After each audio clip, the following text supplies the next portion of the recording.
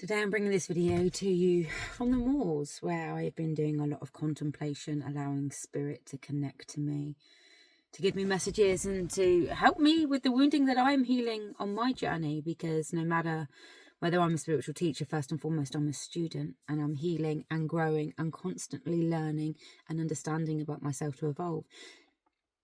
And actually, these are the things that I bring to you guys. These are the things that I'm bringing to share to you, the natural evolution of my healing and awarenesses, and actually messages subliminally or outrightly that are going to come to you from those teachings. I've been really grappling with something the last few days, because in society we label people problematic and we label people non-problematic, and we have been led to believe that non-problematic people are the people to surround ourselves with, that problematic people are problematic. And I've really grappled with this because I work on TikTok and Facebook, and part of my personality is the fact that I seek justice. I am somebody who has an innate part of me that wants to speak out on injustices, that wants to help people understand things deeper, which can sometimes be labelled problematic. And and if this message has come to you, I feel like there's something in it that you're needing to learn or to sit with, because we are teaching everyone to be non-problematic is the place to be, that actually protecting your peace at all costs, that not creating problems is important, that being an easygoing person is the best thing to be. And the truth is, it's going to be a balance between the two, that it's not about being so problematic that you don't think about the things that you're saying, you don't care about who you're hurting, you will say whatever you think and feel because that's your truth. That is a form of problematic because there's unawarenesses going on there. And I used to be that person. And while I didn't aim to be mean, rude or horrible, I would be somebody, because my natural personality, and I now know part of my purpose is to speak out on uncomfortable things.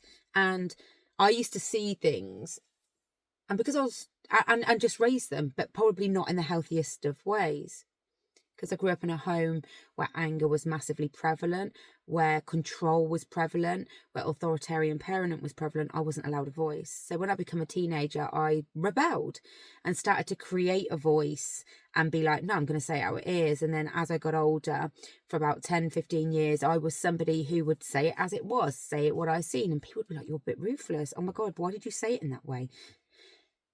So when I started healing, I actually went the other way. I started pulling my voice in, and I started really learning how to communicate how I feel.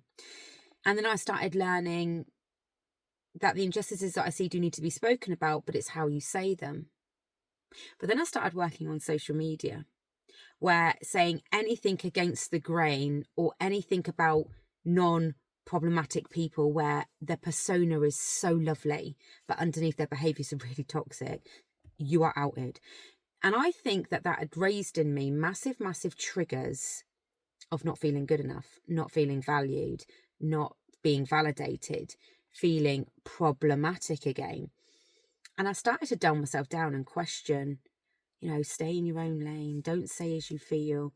And I started to sit on fences more. But this felt hugely toxic to me. And I was fighting internally, and I have been with myself for the last few months, 6 months, with this dislike for this part of my soul and my personality that does dislike injustices. And the part of me that wants to be accepted in society because that's what we've been normalized to do. You've been told that problematic is saying things that other people don't want to hear, creating conflict or having conflict when something isn't okay. And that actually non-problematic is peace at all costs, avoiding things, pushing it under the rug and just trying to be happy. And the truth is, it's somewhere in the middle. When we're healing and when we're growing, If we have been somebody that has been an extremely outspoken person, or not extremely, but just an outspoken person, or you've been a judgmental person at times, you will seek to want to rein that in because you'll think that's healing. If you're somebody that has never had your voice, you may end up having a voice in a way that might sometimes be a bit ruthless. And actually, either or is about bringing it into the middle. It's about learning that some things you don't have to get involved in because the injustices will work themselves out. Some things you do have to say because the injustice directly affects somebody, affects you, or you really realise that actually your voice needs to be said. And you've got to feel the fear. You've got to feel the fear in your body that what you're about to say is going to create some ripples somewhere. But if you don't say it, there's going to be ripples created somewhere. And this is what Spirit made me to believe. Not made me to believe, gave me as information. That when you avoid things because you don't want to be problematic, when you avoid saying how you feel, you're still creating ripples of cause and effect. Ripples of feeling invalidated, unsupported, unbonded, but also ripples of disconnecting from who you are. Disconnecting from what you believe in.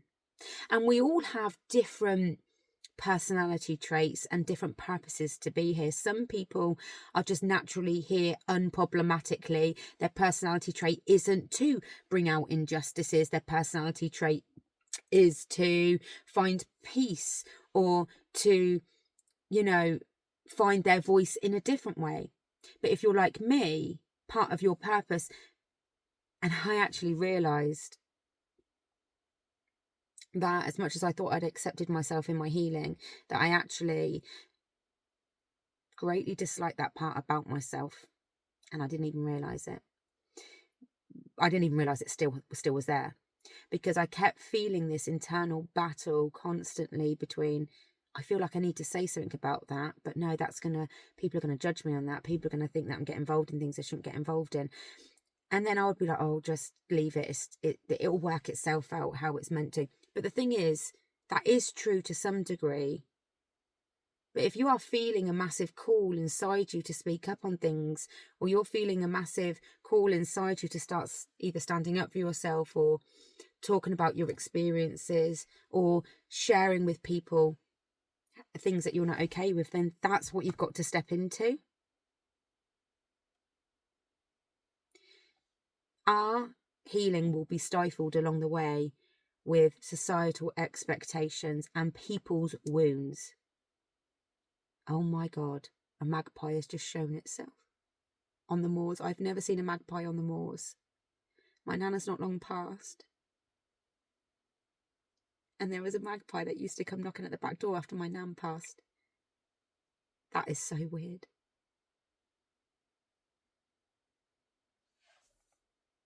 I was going to stop it then. That is so weird. The magpie's just looking at me. I've come up the moors because I'm sitting with myself, because this is in part the realizations that I've had, that I've been fighting with myself and who I have been. And because what happens, even though I'm a spiritual teacher, we are growing at layers and layers and layers. And we have to sit with layers as and when they arise. And I've been massive conflict recently between speaking my truths and just dulling myself down a little bit and delivering information in a palatable way. And I've actually really, that bird is still sat there looking at me. I've really realised, bye Nan, magpies means someone in spirit is coming to talk to you, by the way.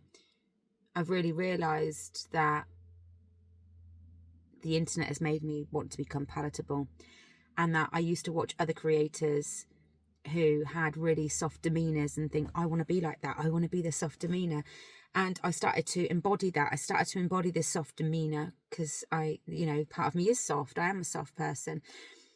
But I was bypassing a lot of the things that I was feeling called to talk about because, I knew there was going to be a ripple effect. And I started, I think, without realizing it, becoming fearful of this ripple effect, because I'd started to love myself in a way, and people were loving me and finally connecting to me, and I was being accepted for who I was, that I almost didn't want to shake the boat again. Because for a very long time I wasn't a liked person, because I was different, because people couldn't understand me, because I didn't know how to navigate my emotions. So the internet was pulling me in again to a palatable sense. And I was also pulling myself in when I was looking at, and I was thinking I had to be soft at all costs and I had to protect my peace. And I also was grappling with the spiritual notion of what you give energy to grows. So I was like, right, give energy. But the truth is, and Spirit said to me this today, when you give energy to an injustice and you deal with it in a healthy way, but you talk about it not in a shaming way to anybody, and you don't argue with anybody, but you just shine a light on some of the injustices that are happening, the energy is still a good energy. And I was like, and I questioned myself, like, how, as a spiritual teacher, God, how is these things unearthing themselves to me as they are? Because it's like layer after layer. I've been learning to love who I am, and I teach you guys, learning to love who we are is becoming aware of who we are. But there's lots of layers that we have to uncover, and especially if we've got deep childhood wounding, which I have severe trauma from childhood, from my family home to severe bullying at school to never having any friends, and the friends that I did had beat me up regularly, so I had nobody I could ever trust. So I've lived a very fearful life of people, a very fearful life. So I was like a wounded animal for many, many years, reacting to people because I never trusted anybody. And then as soon as I started to learn who I was, you start to, without realizing it, adapt new parts of your personality, new parts of your soul. And sometimes the new parts can become so comfortable that you sit in the only positive part of that new part. So when I found my femininity and my softness, I loved it that much because I hadn't been in it for years. I'd never been in it because I'd always been in protection mode. I was with a dominating father, dominating parent, dominating partners. I was dominating. So I was like hyper masculine, independent woman who was like, no, you don't tell me how it is. I will look after myself. I can pay for my own things, So when I started to really lean into my feminine energy, and this is the thing about healing. And even though I teach and know the embodiment, sometimes you can get so comfortable in one energy because it feels good, and it brings the peace that you haven't had previously, that I think a little bit I've got stuck in a feminine energy of sitting on the fence of, letting things. And the thing is, you have to be in both. You have to know when to sit in your feminine energy and let things happen and let karma work its way out and let people learn their own lessons. But you also have to learn when to stand in your masculine energy of saying how you feel, of, and I'd learnt that with my friends, I'd learnt that with my partner and my children, and I'd learnt that beautifully, where I could say how I feel, but also be in my feminine energy. But with social media, I hadn't learnt that, because guess what? When you're being viewed by people you don't know, your need to be loved and validated unconsciously is there greater. And that's why when you heal something, you don't just heal it in one place. It happens that you have to heal it in more places. Some people can heal it with their family and their children, but then when they go to work, they still find themselves coming into these old sense of seeking validation, trying to please people. And they're like, why am I doing this? Because at home, I've got the ability to talk about how I feel. Because what it is you're falling into an energetic social expectation that you should be palatable. And again, we have labelled anyone who's not palatable as problematic. We have laid people who have always got something to say. Oh God, they've always got, the whistleblowers, the people in businesses that, not a stickler, but people like to, oh God, they're the problem. Well, actually, they're not. The problems are generally people previously, like me, who were asleep and just didn't care for change, didn't care what our footprint in this universe was going to create. We just go to work, do our work, come home, but you can never live feeling fulfilled that way. So it's about leaning in. And some people, like me years and years ago, was in my masculine energy of, no, I'm going to say how it is. This is how I want things to be. I'm no longer being walked over.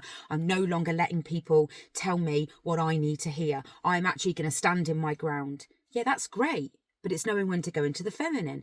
And I think for me, because I'd been in the masculine so long, and I never realised until I started healing about the feminine, and I started to love this softer side about me.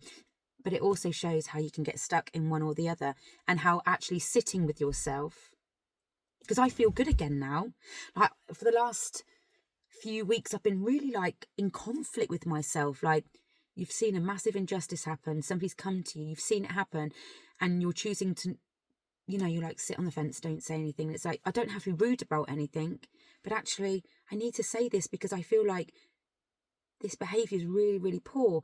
And even if this person doesn't like me when I do say it, at least I can out it into the universe so that people who witness it can either change and understand it or see two sides of a perspective. And I have said it, and I have sat with it, and I have felt it, and I actually lost some followers for it. And actually I felt quite proud of myself, because it's like, at first I felt upset because I was like, oh my God, you know, this is the proof that the minute you say something that people don't like, your love is conditional. And then Spirit said to me, Vicky, remember what you've been learning. For one, numbers don't equate to love. For two, people who love you for a certain reason with an expectation are at some point when see you're human not going to like you, and they're not the people to be around anyway, because you want the people around you who are going to understand, or at least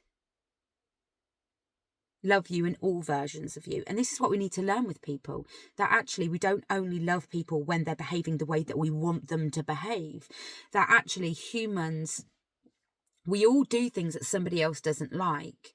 And as you know, some things are really, really nasty, and you think, well, yeah, I can understand, that's not good, and you can pull away from that. But when you see a human standing up for what they believe in, or trying to navigate their life in an authentic way, if you don't like them for that, that's okay. But that authentic person shouldn't change themselves for you. There's a difference between nastiness and negative energy and horribleness, with actually sometimes there is a cult behavior out there where people pack together. It's called group mentality, and they like a certain creator, or they like somebody, and they will hate anybody that says anything about something that just needs a little growth.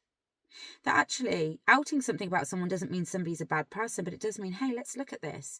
And I certainly never want to create cult-like communities where nobody can pull up my behavior and say, oh, maybe you should think about that, or because I think all voices are valuable. And when I see creators, or when I see people want to build platforms with people that are never allowed to challenge them, only allowed to when I seen this person outing somebody and being really horrible, everyone was underneath, yeah, get on, yeah, they fucking deserve it. Cult-like behavior, like constantly wanting to feed the disillusion. So no wonder that creator's not going to challenge their behavior, because they've created a community that's never going to stand up to them, that doesn't have that isn't using critical thinking skills, not saying isn't using, and actually is so wanting readings or wanting something from this creator that they're willing to bypass all this unhealthy behavior.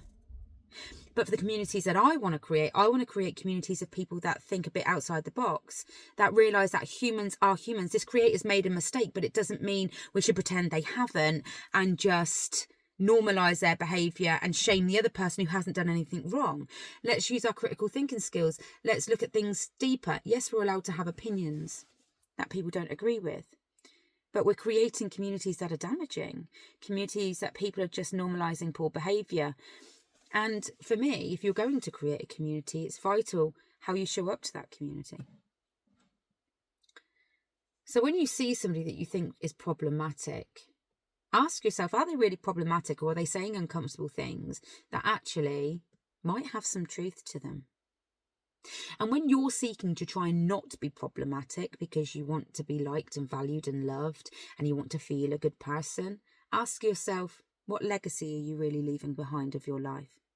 But also ask yourself, could that be the reason why you feel disconnected to yourself, and why you feel like people don't validate you, or people don't support you, or people don't? Because if you don't know who you are and what you stand for and what you believe, and if you don't learn what your personality traits are, and if you don't learn how to connect to yourself, you'll never feel like you belong anywhere. You'll always be surrounded by people that never understand you. You'll always be trying to fit in places you're not meant to fit in. And we always, to some degree, have to try and fit into places we have to be into places we don't fully fit. But you don't have to actually believe you belong in those places. There's many places that there's many situations that I'm in that is not my place. Like, I don't fit in or really belong there, but I have to be in that environment for whatever reason. But I understand that that isn't my environment. I understand that I'm there to play a role. I'm there to do what I need to do, and that isn't really my environment. It still aligns with me, but it's not necessarily because we all do things. You know, I have to be around my parents when I don't have a relationship with them, when it comes to other family members and illness. Now, that's not I don't belong there. I don't feel like I connect to these people, but I have a role to play, because the people that I do love and care about are connected to my parents. So respect is given, and we can have a laugh, if you know, because I've healed a lot of my pain, but it doesn't mean that I feel like I belong there. And it means I have no expectation of who they should be, because then I won't get upset, because I know we don't bond. We are not alike, and that's okay. So, you know, this video is bringing to you to really understand who we are as people. We've got to understand who we're trying to be, and most of us are trying to be unproblematic. Most of us are trying to be palatable, trying to be accepted, whether you believe that or not. Right, I'm not going to lie to you, I didn't actually fully believe that about myself 3 months ago. I thought I'd healed it, and I thought, and yet again, Spirit shows me, like I am the student, that there is not always work to be done. But because I have felt a blockage in myself and I didn't quite understand what it was, that there was just a little bit more of integration to be done. That actually, I didn't like that part of my personality, because at some point I've been made to believe that that part of my personality was wrong, not good enough, because I was never taught how to healthily lean into that part of my personality that does seek to speak about injustices, or does seek to have a voice. I don't know what these videos bring people. I just called to act upon Spirit's guidance, called to show up in the best way that I can. It always feels sometimes that I'm talking gibberish, but I always know that there's something that somebody is going to take somewhere. Because as much as I am a teacher, I'm here to share my journey, because I can't teach or empower people, because I do courses, teachings, but I can't teach anyone without showing you the understandings of how I break this down myself and how I learn myself. Namaste and take care.